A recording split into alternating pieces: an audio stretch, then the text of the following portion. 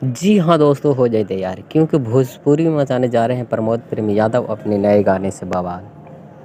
हमारे वीडियो को अंत तक जरूर देखें। जितने भी प्रमोद प्रेमी यादव जी का फ़ैन है, आप लोग के बेसब्री से इंतजार रहता है और बेचैन रहते हैं कि प्रमोद प्रेमी यादव जी का अगला गाना कब आ रहा है। मैं इस गाने के पूरे कंप्लीट जानकारी लेकर आ चुके हैं। हमारे वीडियो को अंत तक जरूर देखें। जैसे कि आप अपनी स्क्रीन पे देख रहे हो कि प्रमोद प्रेमी यादव जी का न्यू सॉन्ग का पोस्टर आउट कर दिया गया है। इस गाने का बोल है काला तिल। जी हाँ दोस्तों, इस गाने का बोल है काला तिल। ये गाना गन्नक फिल्म से प्रेजेंट से रिलीज़ किया जाएगा। इस गाने में नज़र आने वाली है महिमा सिंह। इस गाने को गाया है प्रमोद प्रेमी यादव जी और इस गीत को लिखा सोनू सुधाकर और म्यूजिक से सजाया आर्या शर्मा। एक गाना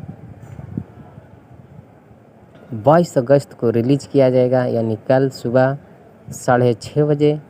आप सब तैयार हो जाएं प्रमोद प्रेमी यादव जी को नए गाने के लिए।